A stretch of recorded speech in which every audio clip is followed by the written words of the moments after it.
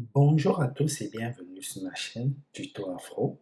Si c'est votre première fois d'arriver sur cette chaîne, n'hésitez pas de vous abonner, de cliquer sur la cloche de notification pour ne pas rater une de mes prochaines vidéos. J'aborde plusieurs thématiques regroupées en playlist. N'hésitez pas de mettre cette vidéo en pause et de vous renseigner sur les thématiques abordées sur ma chaîne, sur ces différentes playlists.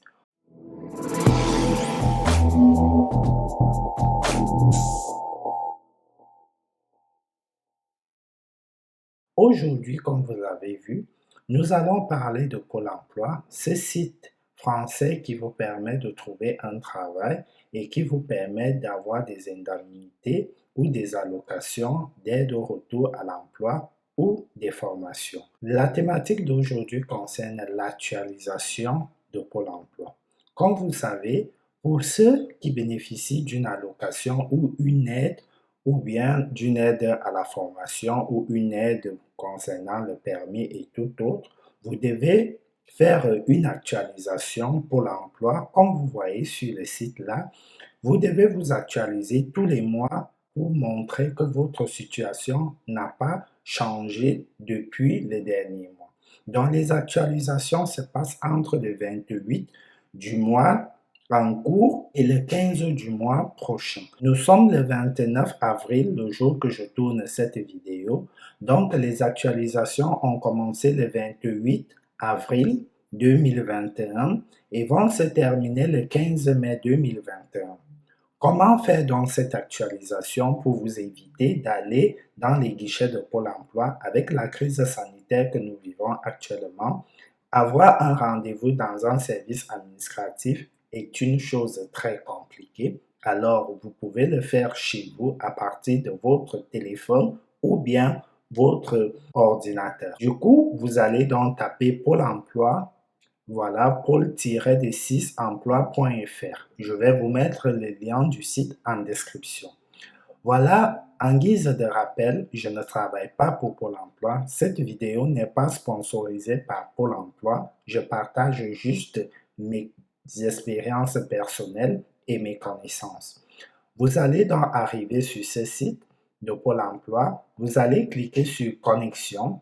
Vous allez sélectionner candidat, donc ça veut dire que vous êtes un chercheur d'emploi ou bien vous êtes inscrit à Pôle emploi. Si vous êtes recruteur, ici employeur, là particulier employeur, ce qui va nous intéresser, c'est candidat, donc vous et moi.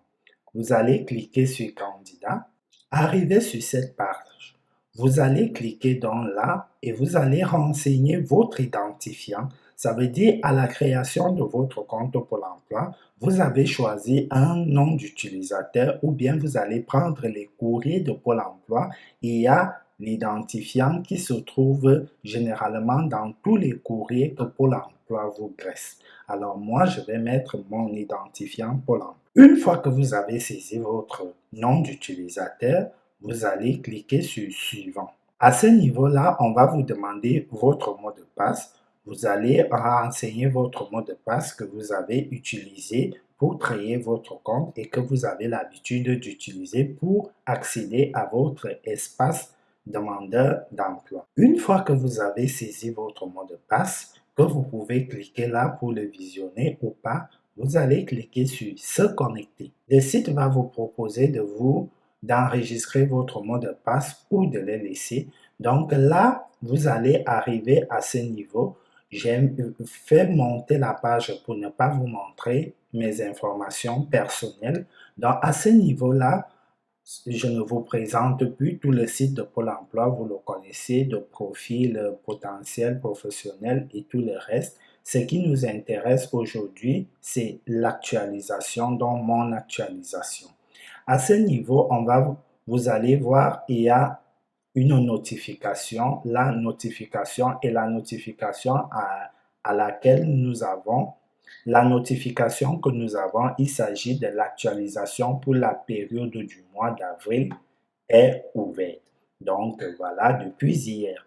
Vous cliquez donc sur cette notification M'actualiser. Une fois que vous avez cliqué là, on va vous sortir dans cette page-là avec vos informations personnelles à l'extrême droite.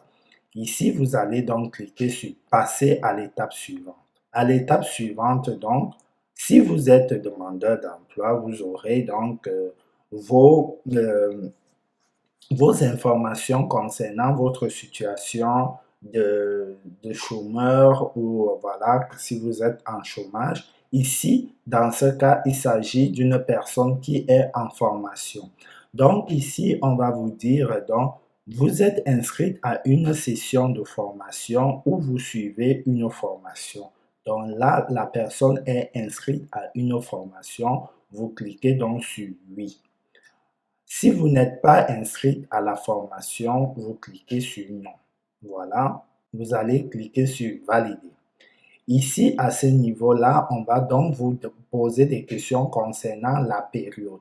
Pour la période du 1er avril au 30 avril 2021, avez-vous travaillé ou exercé une activité non salariale, donc créateur ou repreneur d'entreprise ou entrepreneur? Si vous avez travaillé, vous mettez oui.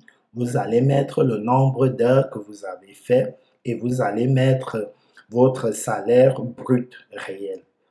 Ici, si vous n'avez pas travaillé, vous mettez non. Dans ce cas, c'est non. Avez-vous été en arrêt maladie? Si vous avez eu l'arrêt maladie, vous cliquez sur oui. Vous mettez la date dans le début de l'arrêt maladie et la fin de l'arrêt maladie. Si ceci n'est pas le cas, vous mettez non. Percevez-vous une nouvelle pension retraite? Si vous percevez une pension retraite, vous mettez oui. Vous mettez depuis quand vous avez commencé à percevoir cette pension. Si ceci n'est pas le cas, vous mettez non. Percevez-vous une pension, donc une nouvelle pension d'invalidité du deuxième ou de la troisième catégorie? Si ceci est le cas, vous mettez oui et vous donnez la date de début de cette pension. Si ceci n'est pas le cas, vous mettez non. Une fois que vous avez fini donc de renseigner cela, vous validez donc vos informations. Un récapitulatif de tout ce que vous avez renseigné s'affiche là. Donc, déclarez votre situation demain, ne pas avoir travaillé ou exercé d'activité salariale, ne pas avoir été en arrêt maladie, ne pas percevoir une nouvelle pension retraite, ne pas percevoir une pension d'invalidité du deuxième ou troisième catégorie, de deuxième autant pour moi. Ces informations sont automatiquement transmises à Pôle emploi, ce qui vous évite les démarches supplémentaires pour renouveler votre demande d'emploi. Par cette action, vous autorisez Pôle emploi à conserver vos déclarations sur un support informatique sous réserve qu'une copie fidèle et durable soit produite en cas de besoin. Donc, si ceci, vous avez arrivé à ce niveau, vous vous rendez compte que vous avez fait des erreurs, vous cliquez sur modifier et vous allez rentrer à la case de départ, vous allez remettre des informations. Si les informations ici sont correctes, vous allez cliquer sur valider votre réponse. Les informations ici à côté, afin de faciliter votre actualisation, vous pouvez vous munir des informations ou des documents utiles ici à ce niveau pour des personnes qui sont dans le cas des pensions, salaires et tout. Si vous avez travaillé, vous aurez donc besoin de ces informations pour trouver votre salaire brut net, pour trouver voilà, l'attestation d'employeur ou justificatif de formation et tout le reste. Une fois là, vous cliquez donc sur valider votre réponse et vous attendez votre déclaration. Confirmation, votre déclaration de situation mensuelle a été validée le 29 à 11h41. Vous avez la possibilité de la modifier jusqu'à 16h. Donc, si vous avez fait des erreurs et que vous avez omis quelque chose, vous avez jusqu'à 5 heures de temps pour remodifier. Et donc, après cela, elle sera prise en compte sous un délai de 24 heures par Pôle emploi. Si vous souhaitez un justificatif, le fichier ci-dessous avec Adobe, donc vous pouvez donc imprimer votre justificatif d'actualisation et le garder. Dans le cas contraire, vous laissez et vous appuyez sur Retour. Donc, une fois que vous avez appuyé sur Retour, vous revenez là. Donc, voilà, vous vous êtes déjà actualisé. On a enlevé le chiffre 1. Donc là, vous n'avez plus de notification concernant l'actualisation. Vous avez déjà fait votre actualisation. Donc, c'est ici que se termine cette vidéo. N'hésitez pas de me dire en commentaire comment vous avez trouvé cette vidéo. Si vous connaissez avant comment faire l'actualisation, dites-le moi. Et si vous avez d'autres suggestions de vidéos, vous me les laissez en commentaire. S'il y a une thématique que vous voulez que j'aborde en vidéo, dites-le moi. Abonnez-vous, partagez, likez cette vidéo car ça aide à l'algorithme de YouTube d'identifier que ce contenu est important. À la prochaine pour un nouveau tuto.